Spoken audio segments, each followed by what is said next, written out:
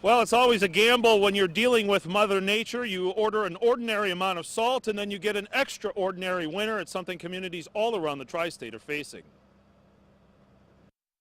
A winter of salting the roads has kept the Butler County Engineers Office and road crews busy.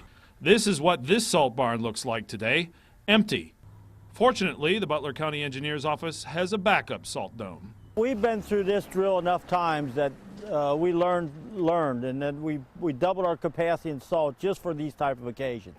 But even with the second dome, the Butler County engineer, Greg Wilkins, isn't just throwing it around. We only have 50% reserve left, and that's quite a bit. But depending on the way these snowfalls are happening, depending on what the supply coming to us, that may not last as long as we want it to. For example, in Westchester, they have about 1,200 tons of salt and say they would like to have more on hand. The city of Hamilton also has about 1,300 tons right now. Craig Koger, the street superintendent, says the city has a lot of salt on back order and is starting to conserve where they can.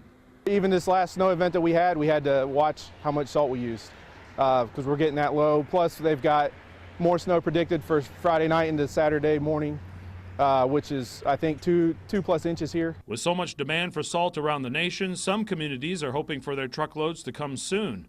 And with 5,000 tons left, Greg Wilkins says he'll be sharing some of his shipments with some of the communities who are stretched thin. The blessing is that we got some supply. That's a blessing.